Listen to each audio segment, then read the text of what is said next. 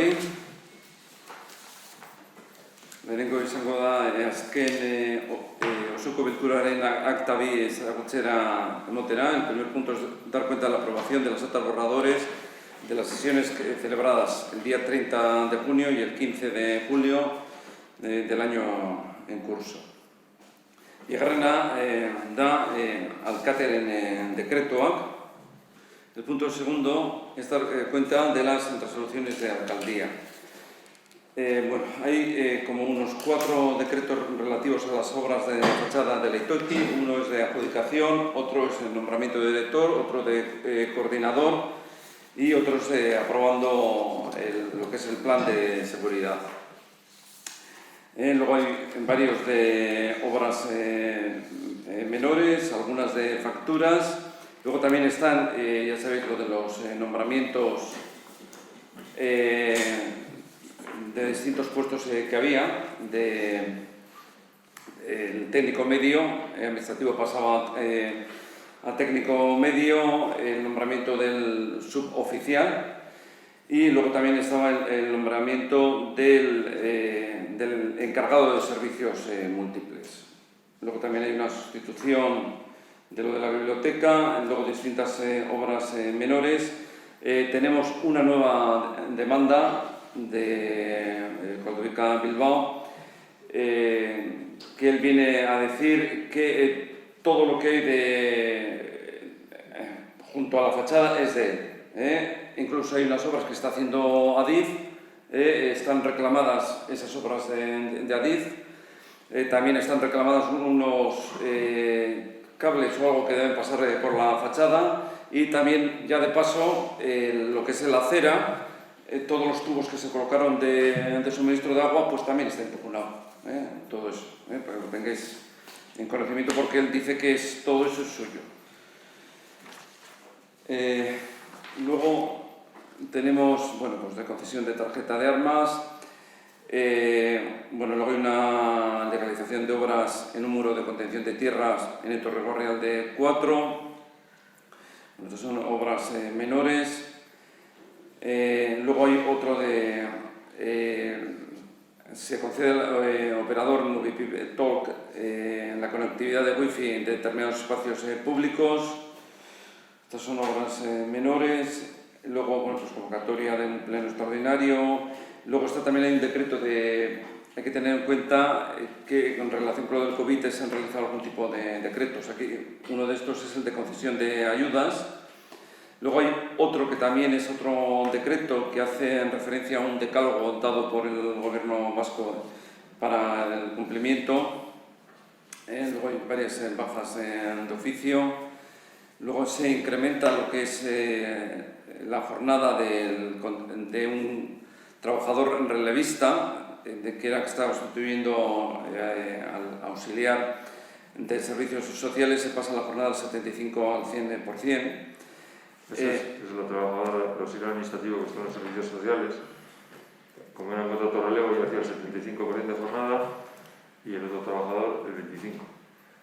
Ese trabajador que hacía el 25% pues ya se ha jubilado, con lo cual ella va a pasar a hacer el 100% de la jornada. Y en cuanto a la red wifi que has citado antes, pues ya sabéis que recibimos una subvención de la Unión Europea para instalar una red wifi. Y bueno, en principio ya, salvo falta de un pequeño fleco, en principio está la red ya prácticamente operativa y espero que esté totalmente en los próximos días.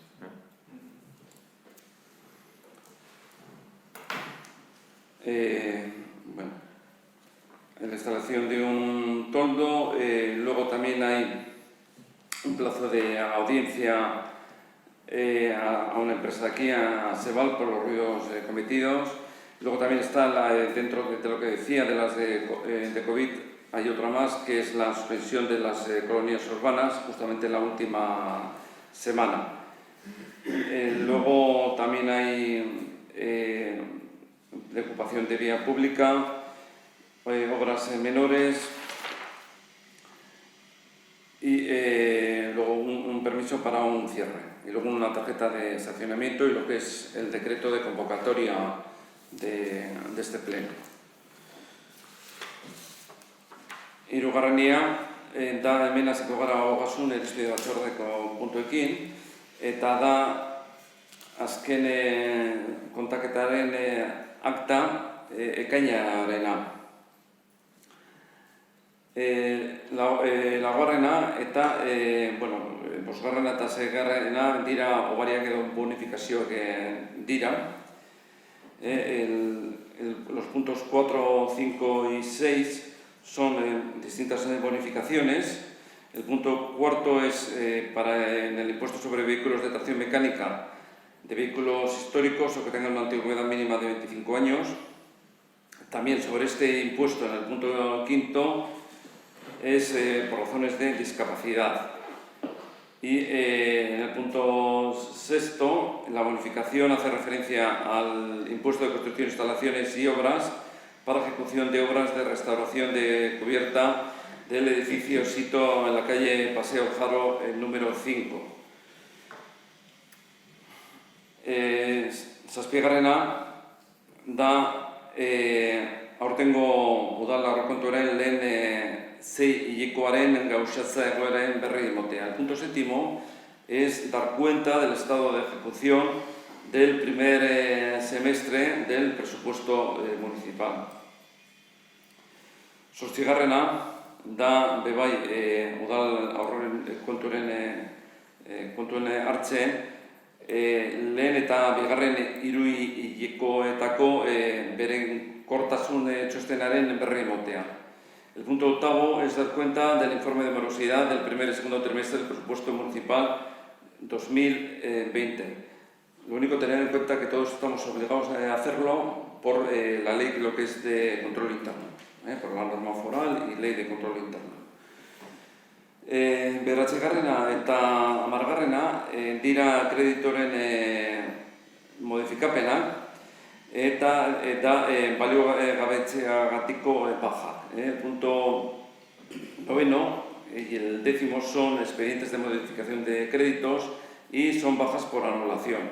El punto noveno es la modificación de créditos, la número 5, y la 10 es la número 6. ¿Se usa esango duzu hemen? Pasabletik pasatu ziren, Vale. Hamaikagarrena da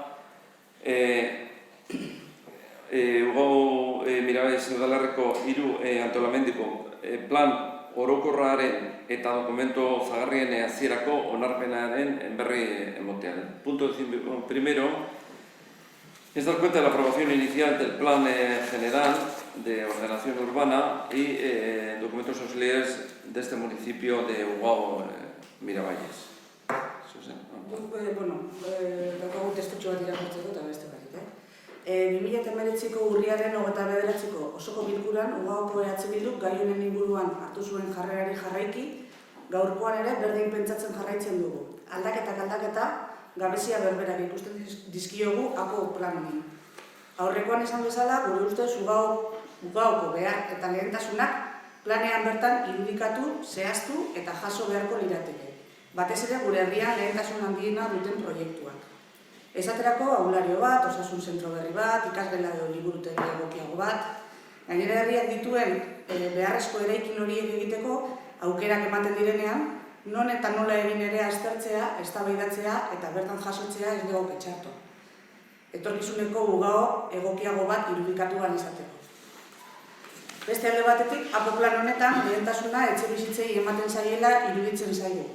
Eta herritarron eskaera dagoen momentuan eraikitzen badira konforme geundeke. Baina epe laburrean, etxebizitzak eraiki behar izatekotan, baldintza zehatzetako etxebizitzak behar direla uste dugu. Eta hori ere, plan honetan zehaztu beharko liratekeela uste dugu. Adibidez, gazteen emantzipazioan laguntzeko etxe merkeak edo alokairuzkoak, bakarrik bizi diren nagusientzako edo mugikortasun arazoa dituzten herritarrentzako etxe egokituak adibidez. Aipatutakoagatik gure behar eta errealitatea gehiago hurbilduko den APO plana gehiago zehaztu daitekeela uste dugunez, puntu honetan gu kontra gineteke. Zuek kontrasta...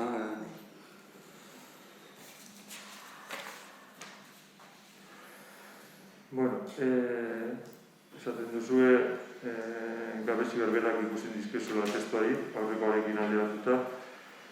Aurrekoan esan genuen, gaur ere esan duzu eta egun horretan esan zenuen, zela zehazten, non joango zen osasun zentru berria, edo oloario berria, zuek esatzen moduan, eta gu zentzu horretan erantzun berbera. Ez da momentu hori zehazteko. Orain egin baduzuna da, hori gauzatzeko lekuak bideratzea, eta hori da egin duguna. Zuk ez duzu esan behar orain osasun zentru berria non doa. Bada aukera ezberdinak, leku ezberdinak egin daitezke, eta orduan egongo den udalbatzak erabaki beharko du non egongo den osasun zentroa edo non egongo den auditorioa edo dana delako. Beraz, orain ez da momentua. Eta etxe merkei, lehentasuna etxe bizitzei ematen zaiola, esaten duzue. Zentzu horretan, hori ez da egia. Arauzu ziderekin konparatuta, ez dut etxe bizitzen kopurua, 28,5 murriztu egin dara. Eta zentzu horretan, gauza bat, aurreko legegintzaldian,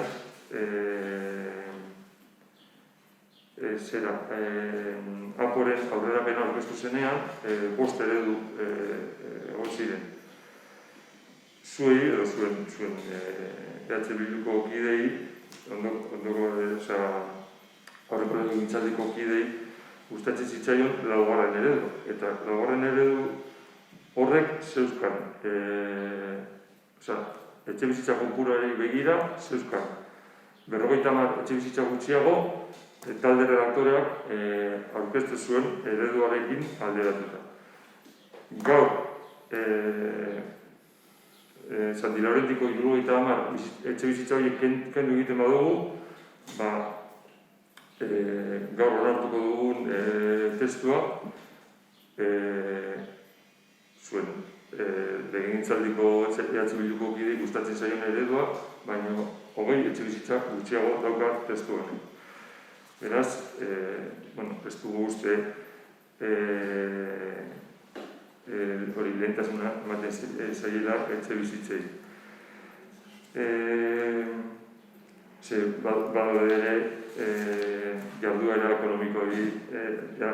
ekonomikoarentzat badago leku gehiago, gune publikoetarako ere badago leku gehiago, ekipamentuetarako ere badago leku gehiago, Berdera zaten den moduan, viviendas dotacionales ere egiteko aukera ere dago, testu honek posibilitate hori aukera hori ematen du.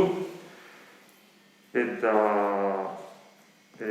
naiz eta etxe bizitza kopuru gutxiago egon, etxe bizitza babes ofizialeko etxe bizitza gehiago daude testu honetan aurreko egin alderatuta. Beraz, gazteek aukera izango dute, aukera gehiago izango dute Lugoko gazteek herrian geratzeko, eta kanpotik ere, baten bat baldin badator, baita ere. Beraz, uste du bide honetik goazela, eta guztion artean, ez bakarrik udalbatzako kidea, baizik eta udal teknikari esker, eta herritarren ekarpenei esker, eta alegazioei esker, oinarriak jartzen ari garela, horren urtetan dugu izalik eta onena izateko.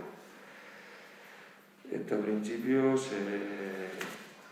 uste dute, ez du da ipatzeko lan beste zer, ez dakite zioz ere zain duzuen, zioz gehiago.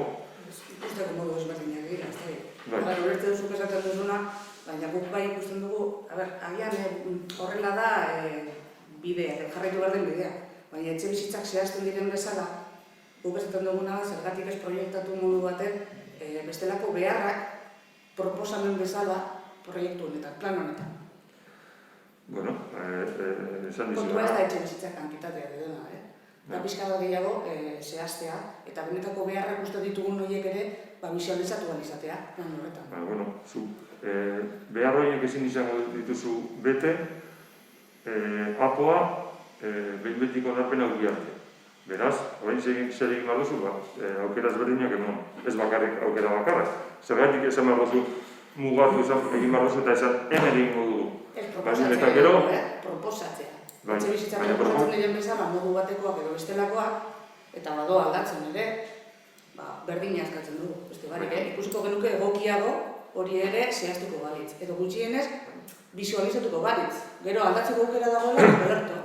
Baina gutxienez, beste ikusten den bezala hori zer, bai. Baina, baldin eta orain esaten baduzu, ez dakit, auditorioan hemen egingo dugu, gero arazoak baldin badaude, edo hurrengo udalbatzak beste gauza bat erabakitzen badu, ezin. Baina, orduan, zergatik mugatu behar duzu orain. Orain egin behar duzuna da, aukera ezberdinak planteatu, eta gero, posiblea denean egitea, orduko udalbatzak esango dugu, egingo dugu hemen, edo proposatuko dugu hemen egin. Edo dana da, etxe bizitzen ere aldatu da. Osea, badoa aldatzen, esan duzuna zu. Babes ofizialekoak eta aldatu dira. Horregatik diotzen du, gero aldatzeko aukera egongo litzateke ere. Ez da inertzia, esan nahi dut. A ber, eske nik uste dut zuk esaten duzunan kontraesan bat dagoela. Alde batetik esaten duzu mugatu egin behar duguela, eta gero aldatu egin dut. Zehaztu, hainbat adibide egon. Adibidez, hemen atzean dagoen ere eman, izen bateko solairuko osasun zentro bat edo ezakizen bat geletako edo metro karratuko aulari bat. Baina eske hori aukera dago hori egiteko. Baina zergatik esan behar duzu justo hori izango dela. Baldin eta igual dago aukera, han Udiarraga hasieran egiteko aukera dela ikusten bada gero, baina aukera daukaz egiteko bai hemen eta bai han. Adibide desberdinak, egon daitezke eremu berdinean adibide desberdinak, edo laure bat edo osasun zentro bat edo gana darakoa, ez itxi, hemen aurrera, hor osasun zentroa da ez, baina adibide jarri denetan. Baina adibide hori dira ekipamentuak egiteko da. Ekipamentuak egiteko da, aukera daukazu bai osasun zentroa egiteko hor, edo bai... Baina ez dira aipatzen, bakarrik ekipamentu. Baina ez dira aipatzen, gauden momentuen ez dira aipatzen ez hemen ez inon. Apo baten ez duzu zehazten, hemen joango da osasun zentro. Hor, osasun zentroa egiteko aukera dago. Joan daiteke, hori harikara esaten du ere. Baina eske hori bat dago. Nolabait esan badago hori hartuta, ekipamentu txuk esaten zunean, ekipamentuak egiteko bideratuta dagoela, zer dira ekipamentuak, osasun zentro bat, auditorio bat, eta hainbat gauza. Baina asko zehaztasun gutxiago daukat ekipamentuek etxe bizitzak baina. Claro, etxe bizitzak dira. Baina ere daude etxe bizitza normalak, daude babes ofizialekoak, daude dotazionalak egiteko. Eta ekipamentu asko bai, dauz. Horregatik, baina ez dugu zehazten. Baina, beste ikusteko beste modu bat da. Besterik ez. Orduan zuek alde eta zuek kontra.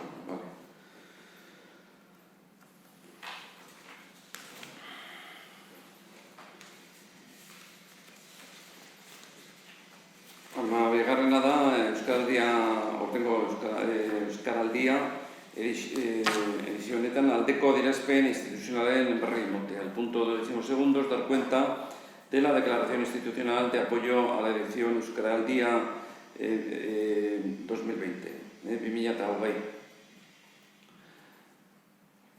Hamahirugarrena da gauzak desberdinak ezagutzera Montera, el punto 13 es conocimiento de correspondencia, que tenéis el plan de contingencia para la apertura de los servicios culturales y lo que es el acta de reunión del Comité de Agenda Local 21. Eta azkena da erreguta galdera. El punto 14 son ruegos y preguntas.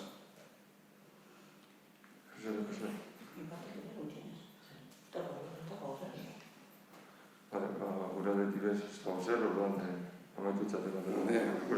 Amaitutxate.